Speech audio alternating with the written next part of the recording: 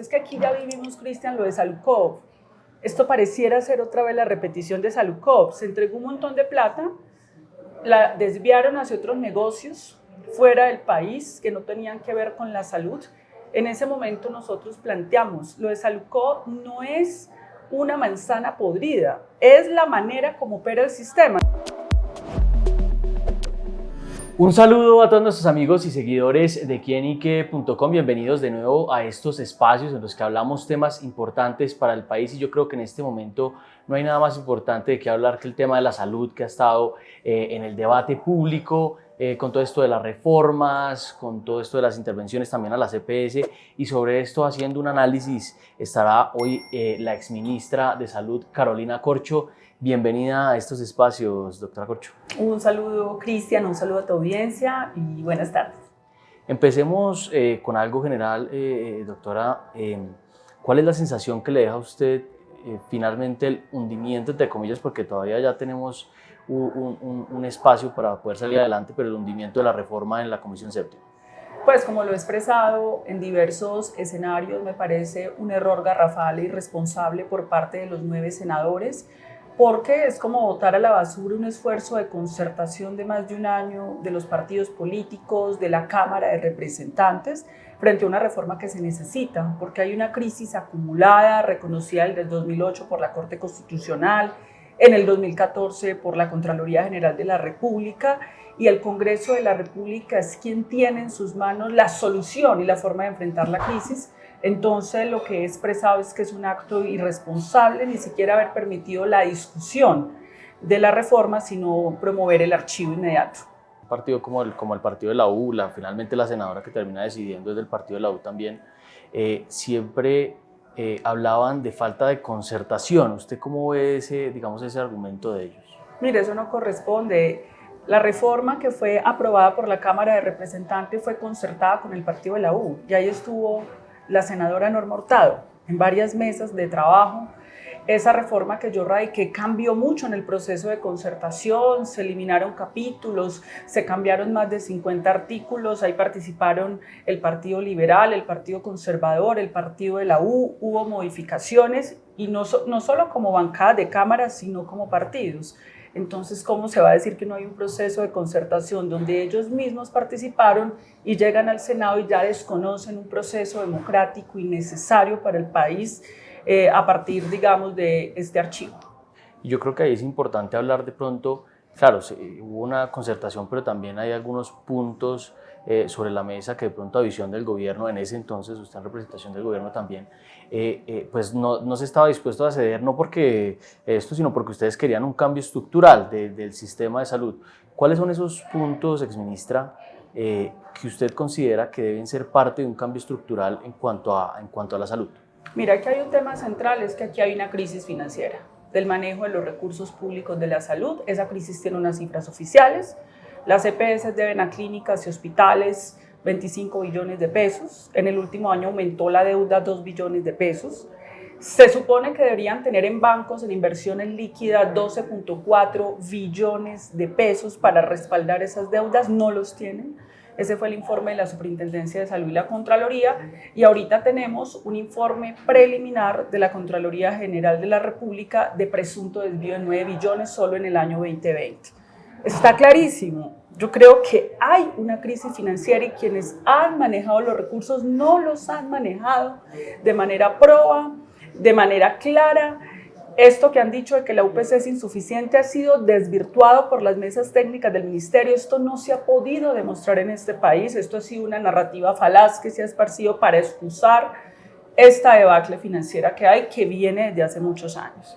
Entonces, en ese sentido, si la reforma es para cambiar el nombre de las EPS, pero que sigan manejando la plata, pues no es reforma. Es un asunto cosmético, no va a resolver el problema. Tampoco estamos diciendo, porque esa fue la concertación de la Cámara, que las EPS vayan a desaparecer. Hay unas que tienen que salir porque no cumplen con indicadores para manejar billonarios recursos de los colombianos, de los impuestos, de las cotizaciones. Hay otras que se van a convertir en gestoras. Eso, de hecho, es lo de compensar. Hay muchos de ellos que están de acuerdo en convertirse ya en gestoras porque se sienten ya inviables. Es tosudo ponerse a la realidad. Y esas gestoras tendrían unas funciones por las cuales se les haría un pago. Las funciones de auditoría, donde no tengan clínicas, auditar las clínicas que no son de ellos, ayudar, por ejemplo, cuando la persona tiene que pasar de un centro de atención primaria solo donde lo ve el médico general para buscarle especialista, hacer eso que se llama la referencia y la contrarreferencia, y otro conjunto de funciones y se les paga, pero ya no es sostenible en el país que manejen 90 billones de pesos cuando tenemos estos resultados que son muy malos. No podemos seguir tosuda y obstructiva. Es que yo veo que del otro lado de la mesa del gobierno ha habido una posición obstruccionista, ha habido una oposición intransigente, que lo único que le sirve es que todo siga igual, que niega la situación y que contra toda evidencia sostiene pues que esto necesita simplemente unos ajustes cosméticos. El Congreso ya ha hecho ajustes cosméticos y no han funcionado. Se han hecho modificaciones pequeñas que no han funcionado. Ya necesitamos dar el salto hacia ese nuevo modelo de salud. Hay una parte de la posición del gobierno que señala que no sería necesaria una reforma a la salud porque con el ordenamiento jurídico, con las leyes que hay actualmente, se podría sacar adelante muchas de las iniciativas de la reforma. ¿Usted qué opina sobre eso? Eso no es cierto. La pregunta es, si con el ordenamiento jurídico y legal que hay ahora, si hubiera podido hacer eso, ¿por qué no lo hicieron ellos? La ley 1438, que es la última reforma que hicieron varios de estos partidos en el año 2011, no la han podido implementar porque los recursos siguen manejados de manera privada, opaca, poco transparente. Entonces cualquier cosa que digas no va a funcionar porque el sistema no tiene su prioridad en la prevención, en la detección temprana, sino en el negocio del alto costo. ¿Por qué no lo hicieron ellos entonces si fuera posible? Y hay que aclarar algo, el giro directo, que fue lo que aprobó el Plan Nacional de Desarrollo, no quiere decir que se acabe la intermediación financiera y el manejo privado. En el giro directo, las CPS son las ordenadoras del gasto y el ADRES es una tesorería que gira de manera ciega a donde ellos planteen. Y lo que aprobó el Plan de Desarrollo no es el giro directo universal, que era la propuesta que yo había dejado antes de salir, sino parcial solo para algunas EPS. Entonces no va a solucionar el problema de que podamos tener los sistemas de auditoría, el pagador único que pague directamente a la clínica y el hospital, para que pueda contratar dignamente a ese médico, esa enfermera, y esa plata no se quede en mitad de camino, como claramente nos los está mostrando los informes preliminares de los organismos de control, en donde ya la Fiscalía General de la Nación también anunció apertura preliminar de investigaciones. Es que aquí ya vivimos, Cristian, lo de Salucov. Esto pareciera ser otra vez la repetición de Salucov. Se entregó un montón de plata, la desviaron hacia otros negocios fuera del país que no tenían que ver con la salud.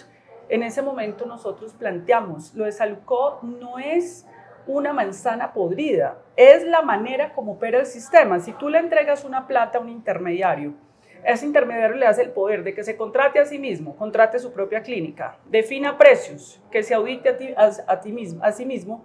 Eso fue Salucov y eso es lo que está en este momento en ese informe preliminar. Repetimos Salucov, pero ya son 18, porque era el funcionamiento real del sistema y eso no puede volver a pasar en Colombia. Y quien puede resolverlo es el Congreso de la República. El gobierno puede basar en decretos, en giro directo, pero esto tiene unas limitaciones.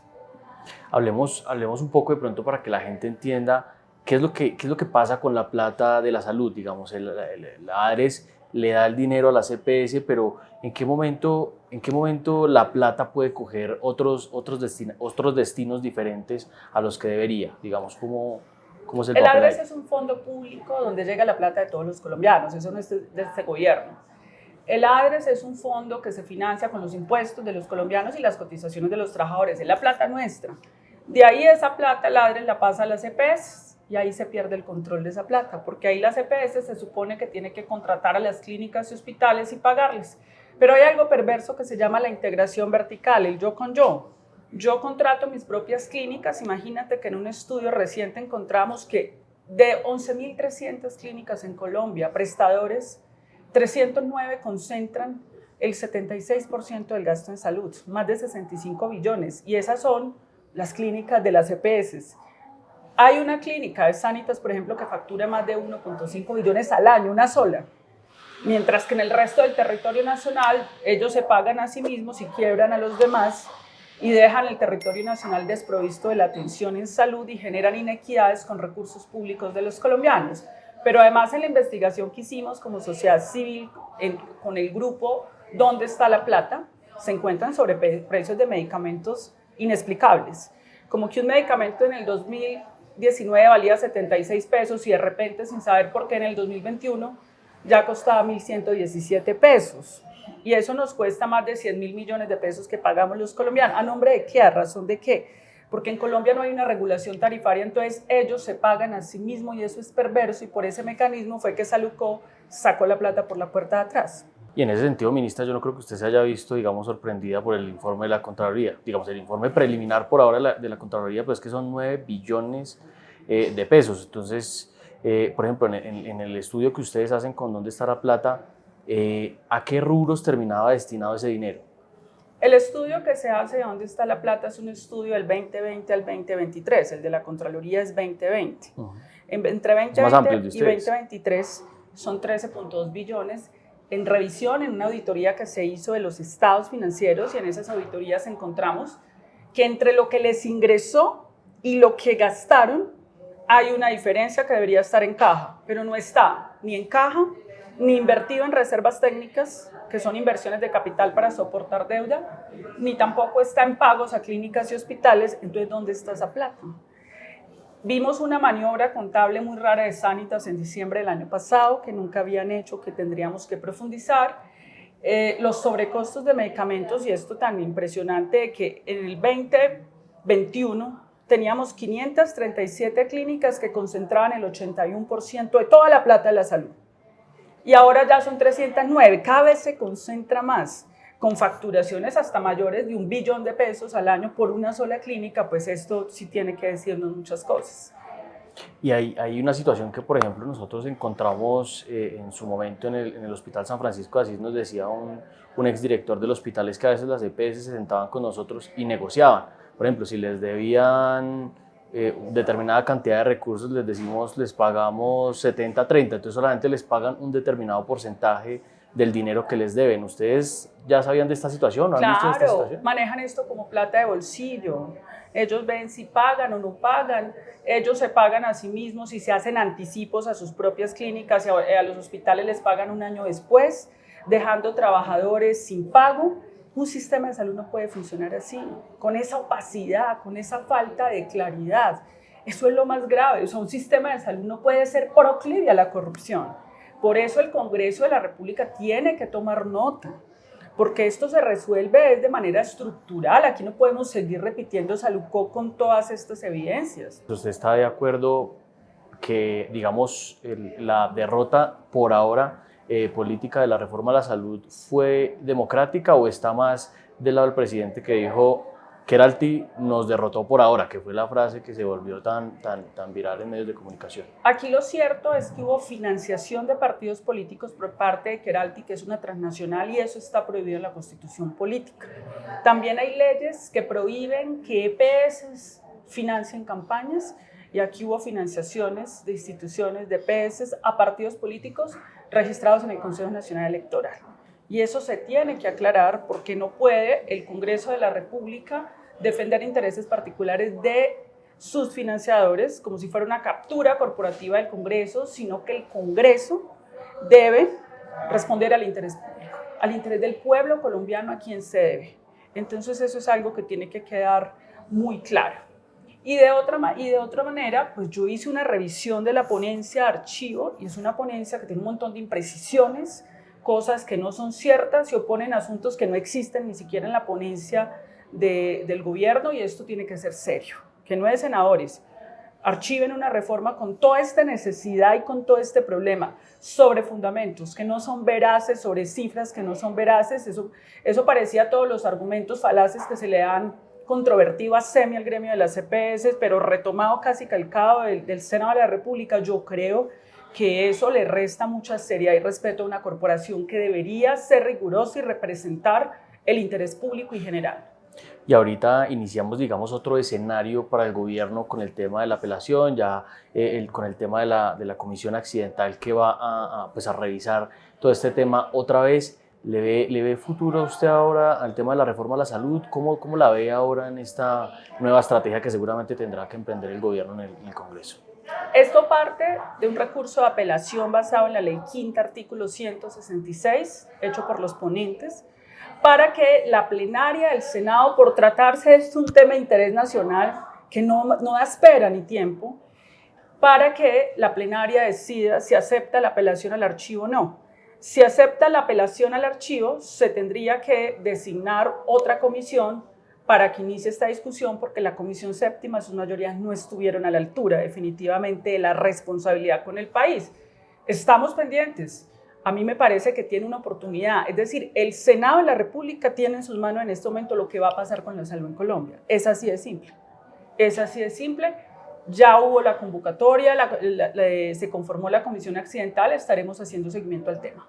Sí, digamos, dado sea el caso que haya otra derrota política, pues el gobierno igual ya dijo, presentaremos otra reforma a la salud. ¿Usted estaría dispuesta otra vez a participar, a asesorar el tema? Pues mira, ya miraremos ese momento. Apenas estamos en el hoy y en el ahora. Lo cierto del caso es que el sistema no puede seguir así. Esto es un sistema que ha tenido 157 PS. Se han intervenido y liquidado 130, vamos en 27. Entonces nos la pasamos, intervenga, liquide. Es que las intervenciones no es por la reforma, es que ese es el devenir normal del sistema durante 3 décadas. La reforma es lo que para eso. No podemos seguir abriendo unas instituciones, trasladando ciudadanos como nos pasó en Salucó. Liquidaron Salucó, trasladaron los ciudadanos a Café Salud, liquidaron Café Salud, luego Medimás, liquidaron Medimás, o sea, y con la opacidad de este manejo de estos recursos absolutamente oscurantista, no puede seguir el país en eso. Es la vida de la ciudadanía colombiana. Hablemos del caso de Sanitas, ya que tocamos el tema puntual de las intervenciones, pues la crítica ha sido dura, ¿no? La crítica ha sido dura para el Supersalud, para el gobierno en términos generales, pues porque desde la oposición se señala pues que Sanitas era entendida como una de las que de pronto mejor estaba, entre comillas, ya usted me lo aclarará, pero se critica sobre todo, digamos, el proceso seguido con Sanitas. ¿Usted cómo analiza ese caso?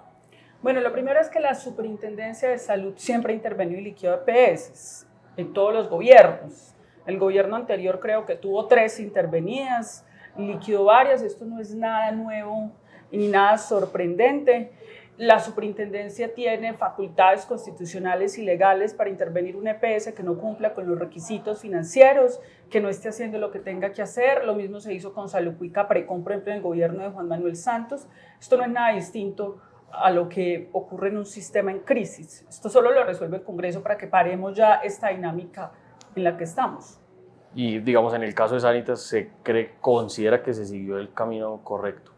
Pues eso ya lo tendrán que demostrar, porque entiendo que hay una demanda ante el Consejo de Estado y se tendrá que demostrar todo el tema del debido proceso, pero de que la superintendencia tiene facultades, por supuesto, y que eso se ha hecho durante 3 décadas, por supuesto. Hay una crítica que también se hace y es el tema de que algunos dicen el gobierno está interviniendo EPS para sacar adelante la reforma a la salud por otra vía diferente al Congreso. ¿Usted cree que eso...? Es que las intervenciones no es por la reforma.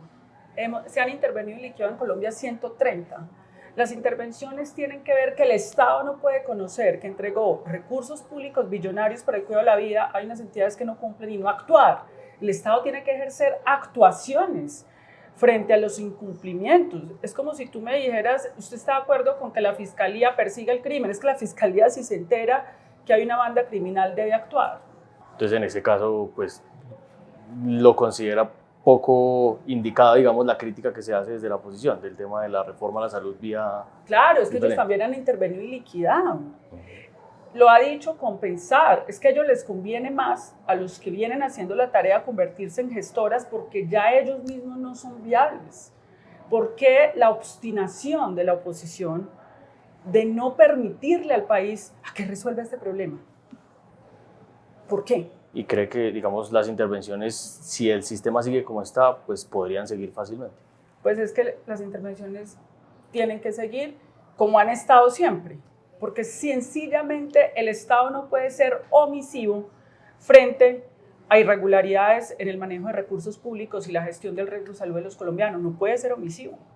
Y en este panorama, digamos, en este panorama que vimos en el Congreso, en el panorama que hemos visto también, pues de ese trabajo pedagógico en el país y demás, ¿cómo ha visto el rol del ministro Jaramillo para sacar todos estos temas adelante?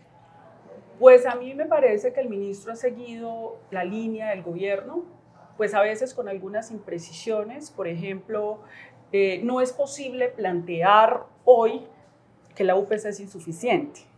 No es posible.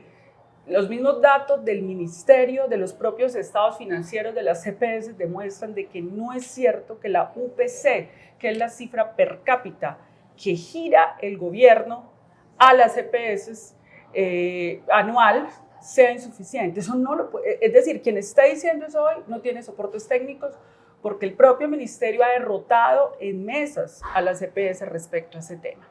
Lo segundo, por supuesto que hay que avanzar en el decreto de giro directo, pero el giro directo no significa que se acabó la intermediación financiera de las EPS.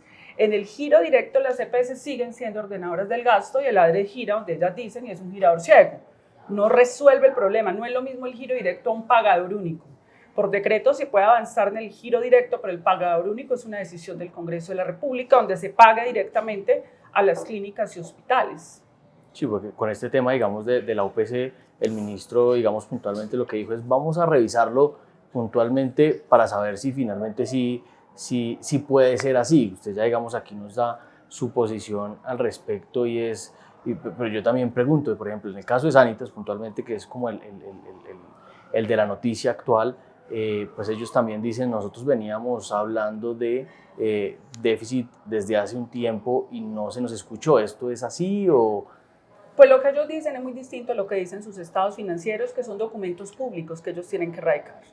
Ellos han mostrado ganancias superiores a 200.000 y 500.000 millones de pesos en años consecutivos. Sus clínicas son bollantes, facturan más de 1 billón de pesos al año.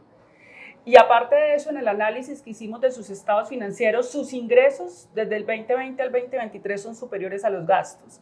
Luego lo que ellos plantean no corresponde a lo que dicen sus estados financieros. No es sostenible.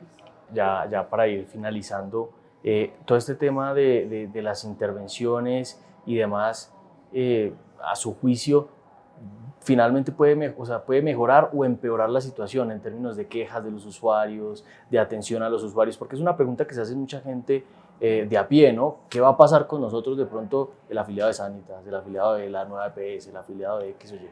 Vuelvo e insisto, el sistema ha estado intervenido todo el tiempo. Se hace una intervención para proteger la garantía del derecho fundamental a la salud. Si la EPS vaya a salir liquidada o no, depende de sus estados, porque es que hay EPS que se intervienen y ya tienen pasivos billonarios, deudas enormes, entonces terminan liquidadas, pero se interviene para proteger la atención de los ciudadanos y es algo que el Estado ha hecho durante 3 décadas. Y no, digamos, en ese caso específico, pues también les dicen como ustedes al intervenir también asumen la atención de sus usuarios. ¿No podría ser de pronto un poco contraproducente para el gobierno en dado caso de que de pronto pues, se aumente, por ejemplo, las quejas de los usuarios? La atención de la ciudadanía es de cuenta de las clínicas y hospitales. Quienes atienden a los ciudadanos son las clínicas y hospitales y quienes pagan esa atención es el Estado por la vía del giro. La intervención permite que se pague directamente esas clínicas, hospitales que son públicas y privadas. Yo no entiendo de dónde dicen que una intervención es la estatización. Es que la red de atención de Sanitas es pública y privada, es mayoritariamente privada y esa red dispone de esos recursos que va a seguir dirigiendo el gobierno. Simplemente se separa el representante legal y llega un interventor, pero ese interventor está sobre la base de toda esa infraestructura que ya está, las clínicas no se van a cerrar, el flujo de recursos va a continuar. Y vuelvo e insisto, esto es un procedimiento que se ha hecho durante 3 décadas en Colombia, ya vamos en 27 y eran 157. Muy interesante este análisis que usted hace aquí el día de hoy, pues también para entender ambas caras de todo este escándalo, de todo este tema que ha puesto a más de uno pues un poco alerta. Y la última pregunta que le hago, que tiene que ver con eso que usted me acaba de mencionar, el tema de lo que se dice, es que están estatizando o vamos en camino hacia la estatización de la salud, que es una crítica frecuente. ¿Qué que incluso dicen como, es que el día de mañana entonces un usuario va a depender de que X o Y político me ayude a que me atiendan. No, ¿Por eso qué no es no? verdad. Mire, lo primero es que aquí ha habido muchas mentiras. Que se van a entregar recursos a gobernadores y alcaldes, falso. El sistema actual sí lo manejan gobernadores y alcaldes. ¿O no vieron al alcalde de Bogotá diciendo que su EPS Capital Salud la va a capitalizar? La propuesta de nosotros es que los gobernadores y los alcaldes no manejen la plata, sino que esa plata vaya directamente del Fondo ADRES a las clínicas y los hospitales.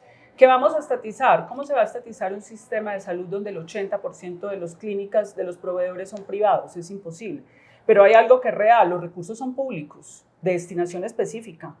Y eso es un mandato legal y constitucional que no es de la reforma. Es un sistema de financiación pública y eso implica que por donde pase esa plata, eso tiene que ser fiscalizado. Eso no puede seguir siendo manejado de manera opaca, de manera oscura, promoviendo corrupción. Y en ese sentido, eso es un mandato constitucional que hay que defender. Exministra, muchas gracias de verdad por el tiempo para esta entrevista, por este análisis y seguramente pues acá seguirán los micrófonos abiertos y la invitación abierta para seguir analizando esto que yo creo que hasta ahora está empezando, digamos, todo este tema. Bueno, muchísimas gracias y un saludo a la audiencia. Bueno, muchísimas gracias de nuevo y muchísimas gracias también a todos los que nos sintonizaron en esta entrevista y recuerden que quienique.com es el placer de saber, ver y oír más.